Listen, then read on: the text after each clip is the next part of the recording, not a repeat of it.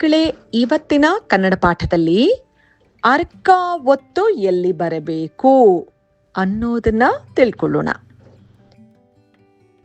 ಇವೆರಡರಲ್ಲಿ ಯಾವುದು ಸರಿ? ಸೂರ್ಯೋದಯ ಸೂರ್ಯೋದಯ. ಒಂದು ಸಣ್ಣ ವ್ಯತ್ಯಾಸ ಅಂದ್ರೆ ಮೊದಲನೇದ್ರಲ್ಲಿ ಯೋ ಬರೆದು ನಂತರ ಅರ್ಕ ಒತ್ತು ಬಂದಿದೆ. ಎರಡನೇ ಸೂರ್ಯೋದಯದಲ್ಲಿ ಯೋ ಬರೆದು ಅರ್ಕ ಒತ್ತು ಬಂದು ನಂತರ ದೀರ್ಘ ಬಂದಿದೆ. ನಾವು ಚಿಕ್ಕೋರಿದ್ದಾಗ ನಮಗೆ ಹೇಳ್ಕೊಡ್ತಾ ಇದ್ದಿದ್ದೆ ಬೇರೆ ಥರ, ಈಗಿನ ಮಕ್ಕಳಿಗೆ ಹೇಳ್ಕೊಡ್ತಾ ಇರೋದೇ ಬೇರೆ ಥರ. ಸೊ ಕನ್ಫ್ಯೂಸ್ ಆಗತ್ತಲ್ವಾ, ಎಲ್ಲಿ ಬರಿಬೇಕಪ್ಪ ಅರ್ಕ ಒತ್ತು ಅಂತ? ಸೊ ಉತ್ತರ ಹೇಳಕ್ಕಿಂತ ಮುಂಚೆ ಒಂದು ಸಣ್ಣದಾದ ಮಾಹಿತಿನ ಕೊಟ್ಬಿಡ್ತೀನಿ. ಯಾ ಅನ್ನುವ ವ್ಯಂಜನಾಕ್ಷರದ ಗುಣಿತಾಕ್ಷರ ಯ ಯಾ ಇ ಈ ಯೋ ಯೋ ಯುರು ಯೇ ಯೇ ಯೈ ಯೋ ಯೋ ಯೌ ಇದಿಷ್ಟು ಸೇರಿ ಕಾಗುಣಿತ ಆಯ್ತು. ಯಾವುದು? ಯಾ ಅನ್ನೋ ಅಕ್ಷರದ್ದು ಕಾಗುಣಿತ ಗುಣಿತಾಕ್ಷರ ಎರಡು ಒಂದೇ. ಈಗ ನೀವೇ ನೋಡಿ, ಯ ಯಾ ಇ ಈ ಅಂದಾಗ ಈ ಅನ್ನೋದನ್ನ ನಾವು ಹೇಗೆ ಬರಿತೀವಿ? ಪೂರ್ತಿ ಅಕ್ಷರ ಬರಿಬೇಕಾ? ಇವೆಲ್ಲ ಪೂರ್ಣ ಗುಣಿತಾಕ್ಷರಗಳು, ಅರ್ಧಂಬರ್ಧ ಬರೆಯಕ್ಕಾಗಲ್ಲ. ಈ ಯೇ ಯೋ ಇದೆಲ್ಲ ಪೂರ್ಣ ಅಕ್ಷರಗಳು. ಆ ದೀರ್ಘ ಮಾತ್ರ 1 ಕಿಲೋಮೀಟರ್ ದೂರದಲ್ಲಿ ಬರೆಯೋ ಹಾಗಿಲ್ಲ.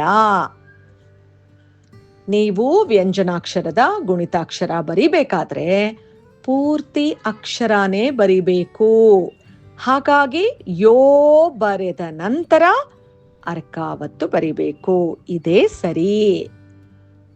ಹಾಗಿದ್ಮೇಲೆ ಯೋ ಬರೆದು ಅರ್ಕ ಒತ್ತು ಬರೆದು ಅದಾದ್ಮೇಲೆ ದೀರ್ಘ ಬರಿತೀನಿ ಅಂದ್ರೆ ಅದು ತಪ್ಪು. ಓಕೆನಾ? ಸೊ ಇವಾಗ ಸೂರ್ಯೋದಯ ಸೂರ್ಯೋದಯ ಇವೆರಡರಲ್ಲಿ ಯಾವುದು ಸರಿ? ಇವೆರಡರಲ್ಲಿ ಮೊದಲನೇದು ಸರಿ. ಹಾಗಾದ್ರೆ ಇದಕ್ಕೆ ಸಂಬಂಧಪಟ್ಟ ಇನ್ನೊಂದಷ್ಟು ಉದಾಹರಣೆಗಳನ್ನ ನೋಡೋಣ.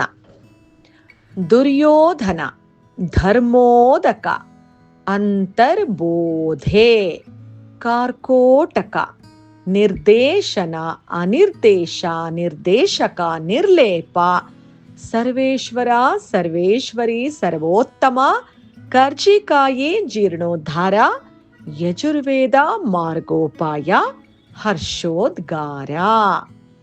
ಸೊ ನೀವು ಒಂಚೂರು ಅಧ್ಯಯನ ಮಾಡಿದ್ರೆ ಅಥವಾ ನೀವು ಪುಸ್ತಕ ಓದ್ಬೇಕಾದ್ರೆ ಇನ್ನೊಂದಷ್ಟು ಇದೇ ರೀತಿಯ ಉದಾಹರಣೆಗಳು ನಿಮಗೆ ಖಂಡಿತ ಸಿಗತ್ತೆ.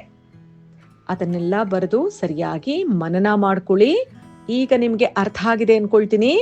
ಯಾವತ್ತು ಪೂರ್ಣ ಅಕ್ಷರ ಬರೆದ ನಂತರನೇ ಅರ್ಕ ಒತ್ತು ಬರಿಬೇಕು. ಅರ್ಥ ಆಯ್ತಲ್ಲ?